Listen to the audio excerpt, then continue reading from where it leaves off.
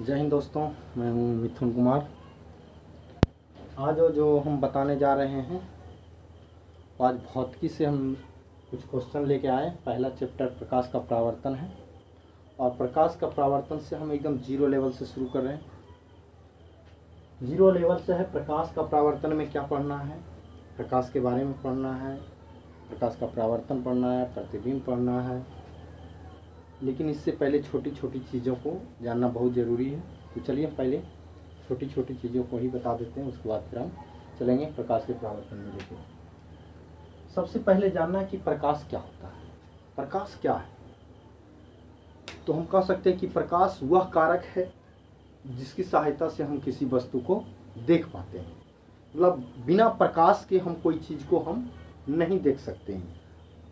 तो वही चीज़ हम यहाँ लिखे हैं कि प्रकाश वह कारक है जिसकी सहायता से हम किसी वस्तु को देख पाते हैं। अगर मान लिया जाए एक अंधेरे रूम में एक टेबल है, तो टेबल को हम कैसे देखेंगे? जब तक कि लाइट उस पर नहीं जाएगा, प्रकाश नहीं जाएगा, तब तक उस वस्तु को हम नहीं देख पाएंगे। तो इसका मतलब है कि किसी भी वस्तु को देखने के लिए हमको प्रकाश की ज़रूरत है। तो प्रकाश की ज़रूरत, और जब उस वस्तु पर पड़ेगा तो ही मेरा आँख देख पाएगा।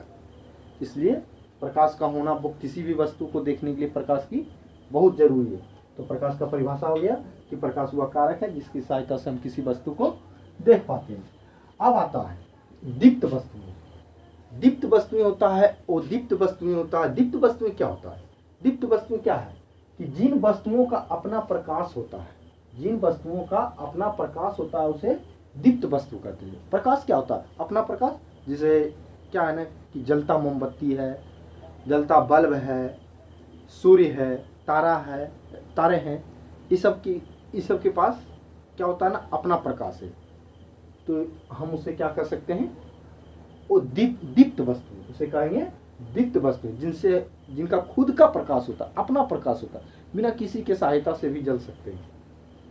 उसके बाद आता है अदीप्त वस्तु। अदीप्त वस्तुएं क्या होता है? तो जिन वस्तुओं का अपना प्रकाश नहीं होता, जिन वस्तुओं का अपना प्रकाश नहीं होता है, उसे क्या कहेंगे हम?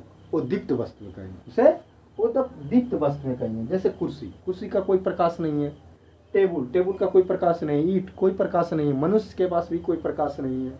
तो ये सब क्या हो गया? अदीप्त वस्तुएं हो गई। चलिए बाकी इसको नोट करना है, नोट कीजिए।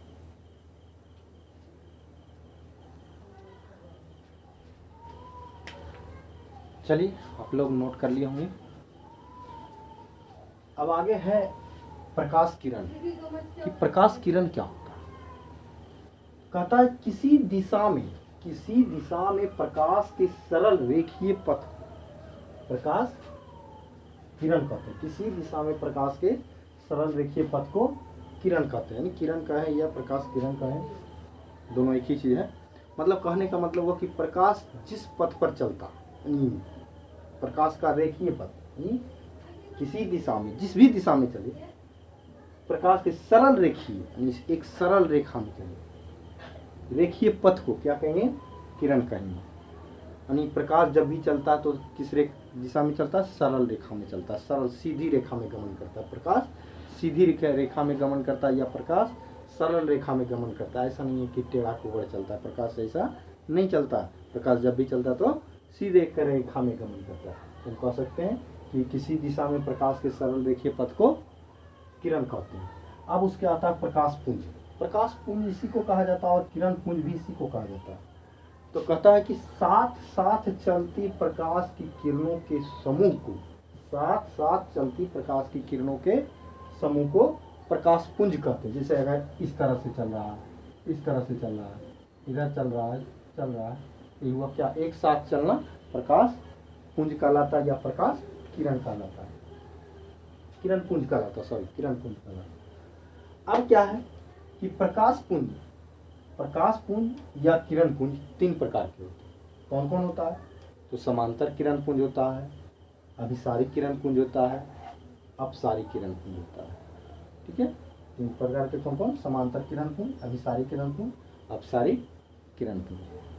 चलिए फिर हम मिलते हैं अगले वीडियो में। आज के लिए इतना ही, फिर हम नेक्स्ट वीडियो में मिलेंगे।